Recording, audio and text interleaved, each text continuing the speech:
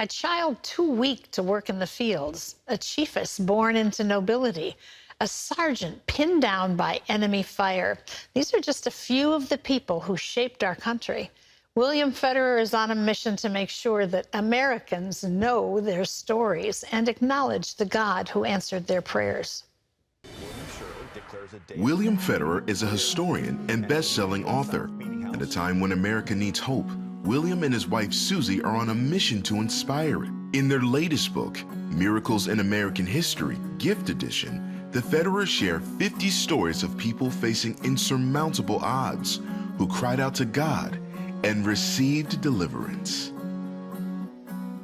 Well, William Federer is with us now, and we welcome you back to the program. It's great to have you here. Oh, Terry, great to be with you. Such a pretty book put together, Miracles in American History. You and your wife, Susie, just compiled all of this and put it together in a really rich and wonderful way for us to remember our history. Let's start by talking about George Washington Carver. What a fascinating story he had. Talk about his prayer life and how that changed things for him. I mean, amazing. Here, he was born a slave, 1864. He was raised by a German immigrant couple, the Carvers. And he finally goes to college at Iowa State, gets a degree and a master's in agriculture. And his professors are go on to become the head of the U.S. Department of Agriculture. And he gets a letter from Booker T. Washington asking him to give it all up, come down to Tuskegee. Well, in the South, they grow cotton. Every year you grow cotton, it produces less because it depletes the soil. And so they were suffering. Well, he comes up with hundreds of uses for the peanut because the peanut puts nitrogen back into the soil. And they don't know what to do with the peanut, so he goes into his laboratory and comes up with all these uses, everything from peanut butter to the non-toxic pigments that crayons are made out of. It revolutionizes the entire economy of the South. I mean, millions of people are blessed because this one little boy that was abandoned as a child in a field traded for a horse. And he stayed in Tuskegee for a long time. His whole life. He had job offers from Henry Ford and Thomas Edison. He goes, no, I'm called to help my people down here in the South. Just inspiring. Is the story true that he asked God to show him the miracle or the whatever the peanut was, or not the peanut, the miracle of life, of the universe, I think. And God said, little man. Yeah. So he's spoke at several YMCAs all across the country, even spoke before the U.S. Congress. Wow. And one time, the congressman, they left him outside because they didn't know who he was. Finally bring him in. They got, you got 15 minutes. And he begins to pull out all the things he's made out of the peanuts. And the congressman says, how did you learn all this? He goes, from an old book. What old book? He goes, the Bible. He says, does the Bible tell about the peanuts? He said, no, it tells about the God who made the peanut. I asked him to show me what to do with the peanut, and he did. Unbelievable. How many things did he just... Well, hundreds. And then he did the same with the sweet potato and the soybean. And, you talk soy burgers and stuff like that. Well, he's the one that came up with that idea. Paints, shoe polish, asphalt, just amazing. Crazy, unrelated things that you would never attribute to the peanut in any way. Yeah, and he never kept any of the patents. He opened it up for anybody. When he died, they found a drawer full of checks. He didn't even deposit the checks from Tuskegee. He really, truly wanted to help people. He got letters from Mahatma Gandhi and people all around the world, and he said, I won't go around the world, but my students will. Well, you talk in the book about many people that we know, but you also talk about a lot of people who would be unknown to most of us, unfamiliar people. So who was Betsy Stockton? So the first missionaries to Hawaii was 1820, Hiram Bingham and Asa Thurston, and they went over there and, came up with a 12-letter alphabet and everything. On the second boatload of missionaries to Hawaii was a black woman, Betsy Stockton. And she's the first single female missionary ever sent out from America. Wow. She was a servant in the home of Ashbel Green, the president of Princeton. He frees her, teaches her to read. She reads every book in his library, lets her sit in on Princeton classes. She decides she wants to be a missionary. He intercedes, and she gets funded by the American Board of Commissioners of Foreign Missions. She takes the 5-month journey around South America, gets to Hawaii. She writes about them having services on the beach, and the Queen was there, and the Queen would call her up on the sofa to sit with her. Well, the next day, she has some of the King's boys come to her, ask her to teach them English. Wow. And so she gathers together these students and has 40 of them, but then it turns into another school, another school, another school. Within the next 2 years, there's 300 schools and 8,000 students. and they're being taught by this black woman, Betsy Stockton.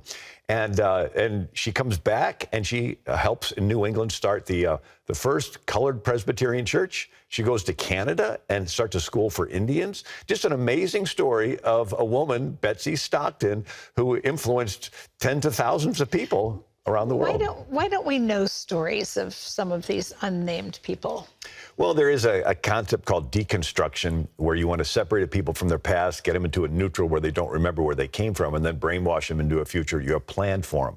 Wow. Sort of a drive neutral reverse concept. And they want to do this in the classrooms, right? Tell the kids negative things about all the people that came before so they emotionally detach. Then you get the kids into a neutral where they don't remember where they came from. Then you brainwash them into all kinds of alternative things that pushing a new agenda.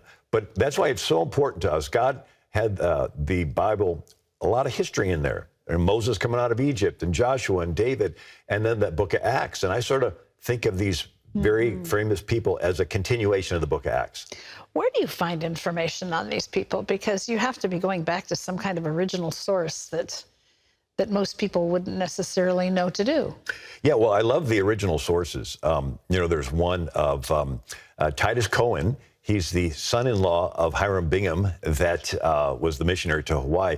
And he writes all these journals of these Hawaiian missionaries going to Polynesia and the Gilbert Islands and everything, and stopping cannibalism and things like that. One of the stories is Queen Chiefess Kapiolani.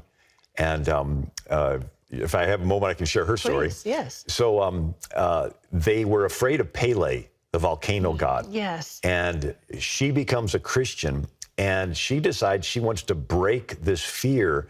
And so she goes to where the volcano is and eats these forbidden ohelo berries that women aren't supposed to eat. And she defies them, breaks this taboo. Then she climbs down 500 feet into the crater. Wow. And throws these ohelo berries into the lava, climbs out alive. And everybody's like, is she still alive? And she's alive. So it breaks the fear of Pele, and it spreads this, what's called the Great Awakening revival in Hawaii. And tens of thousands are becoming Christian. They send missionaries all around, and the king, Kamehameha III, builds a big church with 14,000 slabs of coral. They mine this from the beach, 10 to 20 feet deep. I don't know how they did that. But this changed this entire, back then it was a nation of Hawaii. Sure. Well, and speaking of change, from World War I, you talk about Sergeant Alvin York. What happened to him? I love his story. So World War I starts. Millions go in. My grandfather was one of them, Orville Epperson. But one was Alvin York. The president was Woodrow Wilson, and he has a day of fasting and prayer. Could you imagine a president declaring a day of fasting and prayer? I'd like to. And so the one story is in France, Châtel-Charest, there's a railroad line, and the Germans are machine guns, and they're killing them all, and all of his platoon is killed. And he, except a couple.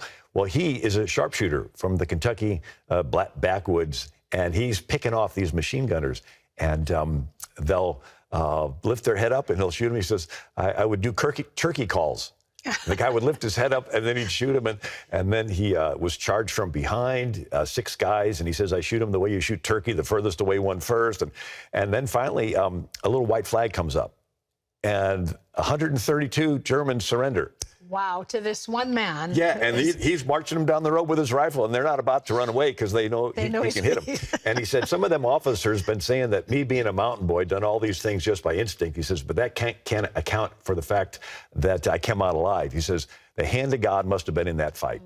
Well, he comes back to America, and he starts a Bible school. Wow. And so just an amazing story of people of faith in times of crisis. And I'm convinced God loves to wait till things look hopeless. And then he raises up little nobodies with faith and courage to turn things around. Power of one person to make a difference when God is orchestrating it all. Miracles in American History. It's a wonderful book. It's a gift edition available nationwide. Always great to have you with us. Thank you, Well, William. thank you, Terry. Great to see you again.